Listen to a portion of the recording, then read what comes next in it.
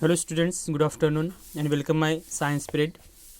Last period I can explain 8th chapter cloths and fibers and some of the learning objectives, that is types of cloths and materials for making cloths. Okay, तो types of cloths में हमने देखा था woollen clothes, cotton clothes and waterproof. Okay, और उसी के साथ साथ हमने देखा था प्रीवियस पीरियड में मटेरियल्स फॉर मेकिंग क्लॉथ्स, मतलब क्लॉथ्स को मेक करने के लिए विच मटेरियल यूज़ होता है, मतलब कौन सा मटेरियल्स यूज़ होता है, ये हमने यहाँ पे देखा है. और उसके बाद फाइबर्स में हमने देखा है कि नेचुरल फाइबर्स कौन से हैं, ये भी हमने देखा है, मतलब प्लांट फाइबर्स और एनिमल फाइबर्स जो होते हैं ये नेचुरल फाइबर्स होते हैं. और उसके बाद हमने देखा है synthetic fibres. Okay, synthetic fibres जो आर्टिफिशियल होते हैं, ओके, जिन्हें साइंटिस्ट लोग बनाते हैं, उन्हें हम मतलब मैन मेड, ओके, जो मैन मेड फाइबर्स होते हैं, इन मैन मेड फाइबर्स को हम सिंथेटिक फाइबर्स कहते हैं. ओके, तो आज हम देखने वाले हैं how cloth is made from fibre. Okay, मतलब कि कपड़े किस तरीके से बनते हैं. Okay, how cloth is made from fibre, fibre से कपड़े किस तरीके से बनते हैं. तो ध्यान से देखिए, cloth is made either by hand और बाय मशीन. ओके, कपड़े एक तो हाथों से बनते हैं या फिर मशीन से बनाए जाते हैं. ओके, कपड़े जो बनते हैं एक तो हाथों से बनाए जाते हैं, ओके, या फिर मशीन से. Spinning wheels and handlooms are used for making handmade cloth like khadi. Okay, अब यहाँ पे देखिए कि स्पिनिंग व्हील जो चरखा होता है ना, देखा होगा आपने, स्पिनिंग व्हील एंड हैंडलूम्स. तो हैंडलूम्स आपको यहाँ पे बताया गया है, जो खादी के कपड़े जो बनते हैं, ये खादी के कपड़े चरखे का यूज़ करके, स्पिनिंग व्हील और हैंडलूम का यूज़ करके बनाए जाते हैं. Okay, this is the handloom. और चरखा आपने देखा होगा, मैं आपको इमेज सेंड कर दूंगा चरखे की. तो spinning wheels and handlooms are used for making handmade cloth like khadi. Okay, khadi को बनाने के लिए, ओके, खादी क्लॉथ को बनाने के लिए, खादी कपड़े को बनाने के लिए स्पिनिंग व्हील का यूज़ करते हैं, चरखे का यूज़ करते हैं और हैंडलूम का यूज़ करते हैं. इससे खादी के कपड़े बनते हैं. Okay, this is not as fine as the cloth woven by machines but it is durable. Okay, अभी ये खादी के कपड़े जो होते हैं ये मशीन से बनाने जैसे ये हैंडलूम पे बनते हैं ना. Okay, this is not as fine as the cloth woven by machines, मतलब मशीन से जो बनाए जाते हैं, this is not as fine as the cloth woven by machines but it is durable. Okay, लेकिन ये टिकाऊ होते हैं, ये ध्यान में रखना. These days power looms and mills make cloth on a large scale.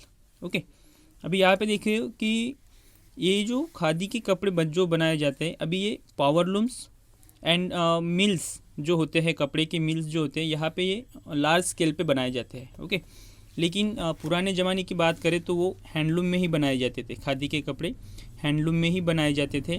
अभी ये पावर लूम्स का यूज़ करके और ऐसे लार्ज जो बड़ी मिल्स जो होती है, यहाँ पे भी ये खादी के कपड़े मशीनों द्वारा बनाए जाते हैं. Okay, some of this clothes have become national dresses.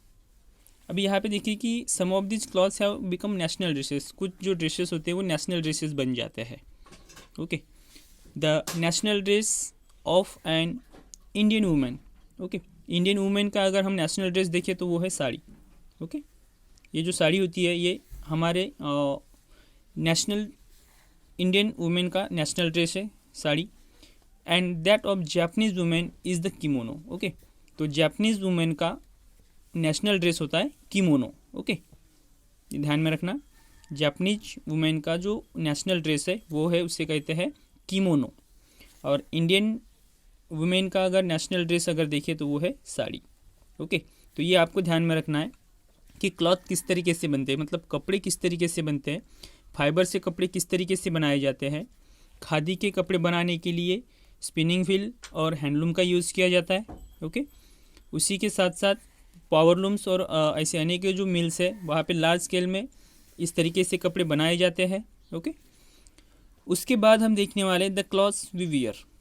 The clothes we wear during summer we wear loose fitting cotton clothes to keep the body cool.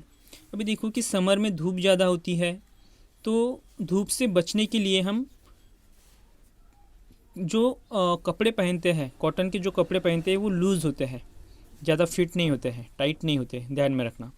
We wear loose fitting cotton clothes to keep the body cool. Body को cool करने के लिए, body को ठंडा रखने के लिए summer में लूज फिटिंग कॉटन क्लॉथ्स पहनते हैं, जिसकी वजह से आपकी बॉडी ठंडी रहती है, कूल रहती है, ज़्यादा हीट महसूस नहीं होती है।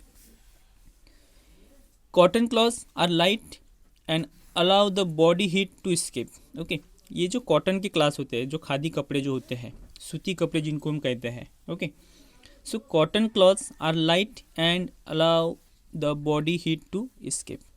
कॉटन के जो क्लॉथ्स होते हैं ये लाइट वेट होते हैं, ओके, और ये हीट को एस्केप करते हैं।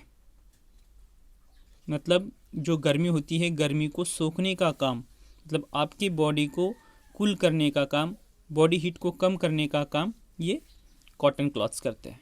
ओके, मतलब समर में जितनी भी धूप रहे तो समर में हमें कॉटन के ही कपड़े पहनने चाहिए, जिसकी वजह से हमारी बॉडी हीट नहीं होगी। ओके, और आसानी से जो धूप आती है, जो हीट क्रिएट होती है, उस हीट को हम यहाँ पे कम कर सकते हैं। Air circulates freely through them and we feel cool. Okay, मतलब कॉटन के कपड़े से एयर सर्कुलेट्स जो होता है वो फ्रीली होता है। ओके, ये ध्यान में रखना कि एयर सर्कुलेट जो होता है कॉटन के कपड़े में वो फ्रीली होता है, and through them and we feel cool. यानी एयर सर्कुलेट अगर सही तरीके से हो रहा है तो आपकी बॉडी गर्म नहीं होगी, आपकी बॉडी को हीट नहीं लगेगी। ओके, तो आपको कूलिंग जैसे महसूस होगा कि खादी के कपड़े जब हम पहनते हैं, सूती कपड़े जब हम समर में पहनते हैं, तो जो भी हीट यहाँ पे बन रही है उस हीट को कम करने का काम खादी के कपड़े करते हैं, क्योंकि यहाँ पे एयर सर्कुलेशन जो होता है ये एयर सर्कुलेशन फ्रीली होता है। Okay, cotton clothes also absorb sweat easily and do not irritate the skin. अभी यहाँ पे देखिए कि आपने देखा होगा कि समर में जब भी हम कहीं घूमने जाते हैं तो पसीना ज़्यादा आता है, that is sweat. Okay, sweat, पसीना ज़्यादा आता है। इस पसीने को सोखने के लिए भी कॉटन के कपड़े का यूज़ होता है, क्योंकि कॉटन के कपड़े जो होते हैं उस स्वेट को एब्जॉर्ब करते हैं, उसको सोखते हैं, उस कपड़े पे सोखते हैं, इसीलिए वो आपकी बॉडी पे नहीं आता है, आपके स्किन पे वो पसीना नहीं आता है, क्योंकि बॉडी पे जो पसीना रहेगा वो कपड़ा सोख लेगा, और कपड़ा सोखने के बाद देखिए कि उस कपड़े ने आपका पसीना सोखा है तो आपको इरिटेट महसूस नहीं होगा, क्योंकि आपका जो पसीना है उस कपड़े ने सोख लिया, आपके बॉडी के ऊपर कोई भी पसीना नहीं है। ओके, तो आप इरिटेट नहीं होंगे। Okay, irritate the skin. Cotton clothes also absorb sweat easily and do not irritate the skin. Okay, मतलब आपको इरिटेट महसूस नहीं होगा, क्योंकि कॉटन के क्लॉथ्स जो होते हैं ये ईजीली उस पसीने को सोखते हैं। ओके, वाइट और light coloured clothes suit the hot weather because they reflect the heat and keep the body cool. अब यहाँ पे देखो कि वाइट और लाइट कलर्ड जो होते हैं, ओके, अभी ये वाइट कलर के क्लॉथ्स और लाइट कलर, लाइट मतलब ज़्यादा डार्क नहीं। ओके, एक वाइट कलर और एक लाइट कलर मतलब do not dark the coloured cloth suit the hot weather because they reflect the heat and keep the body cool. ये वाइट कपड़े जो होते हैं, आपने देखा होगा कि ज़्यादातर जो पॉलिटिशियन लीडर्स होते हैं वो वाइट कपड़े ही पहनते हैं। ओके, एक फैशन भी होती है। वाइट कपड़े क्या करते हैं कि वाइट कपड़े से गर्मी जो होती है, ओके, यहाँ पे देखिए heat and keep the body cool. White कपड़े पे गर्मी जो होती है ज़्यादा देर तक टिकती नहीं है, और लाइट कलर जो होते हैं, इस लाइट कलर में भी कपड़े ज़्यादा सूखते, मतलब कपड़ों पे ज़्यादा धूप नहीं होती है। Suit the hot weather because they reflect the heat, मतलब वो क्या करते हैं कि सूरज की रोशनी जो आ रही है, सूरज की धूप जो आ रही है उस कपड़े पे, उसको रिफ्लेक्ट करते हैं, उसको एब्जॉर्ब नहीं करते, उसको रिफ्लेक्ट करते हैं, बाहर फेंकते हैं। ओके, अगर उसको रिफ्लेक्ट नहीं करेंगे, समझो कि सूरज की रोशनी आ रही है और वो रिफ्लेक्ट नहीं हो रही है, तो वो आपके बॉडी के ऊपर रहेगी। ओके, मतलब अगर आप डार्क कलर के कपड़े अगर पहनते हैं तो डार्क कलर के कपड़े क्या करते हैं कि डार्क कलर के कपड़े उस सूरज की आई हुई धूप को एब्जॉर्ब करते हैं। एब्जॉर्ब करने के बाद क्या होगा कि आपका जो कपड़ा है वो गर्म होगा, हीट होगा, और इससे आपको इरिटेट महसूस होगा, क्योंकि आपका कपड़ा गर्म हो रहा है तो आपकी बॉडी गर्म होगी। तो ये लाइट वाइट जो कपड़े होते हैं और लाइट कलर के जो कपड़े होते हैं ये सूरज से आई हुई धूप को रिफ्लेक्ट करते हैं, और रिफ्लेक्ट करने के बाद क्या होता है कि आपकी जो बॉडी रहती है वो कूल रहती है, क्योंकि उस कपड़े ने उस धूप को एब्जॉर्ब नहीं किया है। ओके, उस हीट को एब्जॉर्ब नहीं किया है, उसको रिफ्लेक्ट किया है, अपने पास रखा नहीं है, उसको बाहर फेंक दिया है। तो इस तरीके से क्लॉथ्स को वियर किया जाता है, पहना जाता है। ओके, तो ये हुई समर की बात। अभी आते हैं हम विंटर की तरफ। In winter we all wear woollen clothes like jerseys and coats. अभी विंटर में देखिए कि ठंड होती है तो हम जर्सी जैसे कपड़े पहनते हैं, कोट्स पहनते हैं। Okay, these clothes keep the body warm by not allowing the body heat to escape. मतलब हम जर्सी पहनते हैं, कोट्स पहनते हैं, मतलब उलन के कपड़े पहनते हैं। ओके, तो ये उलन के कपड़े, अभी ठंड में हम ये कपड़े क्यों पहन रहे हैं? क्योंकि हमें गर्मी की ज़रूरत है। ओके, हमें हीट की ज़रूरत है। तो यहाँ पे क्या होता है कि these clothes keep the body warm by not allowing the body heat to escape. मतलब बॉडी में जो गर्मी है, इस गर्मी को बाहर नहीं जाना चाहिए। अगर हमारे बॉडी में अगर हीट अगर है तो वो बाहर नहीं जाना चाहिए, इसलिए हम जर्सी और कोट्स पहनते हैं कि हम गर्म रह सके। ओके, मतलब हमें ठंड महसूस ना हो। Dark colour clothes are worn in winter because they absorb the heat and become warm quickly। मतलब विंटर में जो हम डार्क कलर के कपड़े पहन रहे हैं, जो जर्सी पहन रहे हैं, कोट्स पहन रहे हैं, तो इससे क्या होगा कि सूरज से आई हुई धूप जो है वो आपके कपड़े एब्जॉर्ब करेगी। ओके, वुलन के कपड़े जो होते हैं वो उन्हें एब्जॉर्ब करेगी, और एब्जॉर्ब करने के बाद क्या होगा कि आपके कपड़े गर्म होंगे। कपड़े गर्म होने के बाद आपकी आपकी बॉडी जो है वो ऑटोमेटिकली गर्म होना स्टार्ट होगी। ओके, इसलिए विंटर में जर्सी और कोट्स पहनते हैं, डार्क कलर के कपड़े पहने जाते हैं। आपने जर्सी और कोट्स भी देखे होंगे, डार्क कलर के ही होते हैं। तो यहाँ पे आपको वेट या लाइट कलर्ड या फिर वाइट ऐसे पहनने की ज़रूरत नहीं रहती है। तो आपको इसी तरीके से विंटर में जिस तरीके से बताएंगे कि बॉडी को गर्म रखने के लिए आप जर्सी और कोट्स पहन सकते हैं। ओके, उसके बाद देखेंगे डिफरेंट क्लॉथ्स। ओके, हमने 2 पॉइंट देखे, how cloth is made from fibre and the clothes we wear. Okay, एक हम लास्ट पॉइंट देखेंगे, different clothes.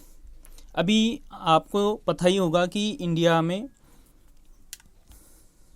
Every state, every reason, यहाँ पे आपको डिफरेंट क्लॉथ्स नज़र आएंगे। Okay, people living in different region wear different types of clothes depending on the climate and the tradition of the region. Okay, अब यहाँ पे देखिए कि इंडिया की अगर हम बात करते हैं तो इंडिया में जितने भी स्टेट्स हैं, हर एक स्टेट्स की जो क्लॉथ्स वेयरिंग है वो अलग अलग है, डिफरेंट है। आप अगर श्रीनगर में जाओगे, पंजाब में जाओगे, तमिलनाडु जाओगे, आंध्र प्रदेश जाओगे, अरुणाचल प्रदेश जाओगे, महाराष्ट्र में आओगे, तो आपको हर एक व्यक्ति का पहनावा जो है वो आपको डिफरेंट नज़र आएगा।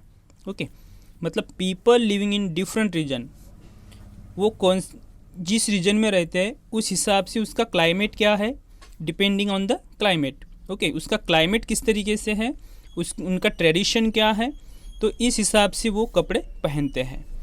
The dress of a person living in Srinagar will be different from that of.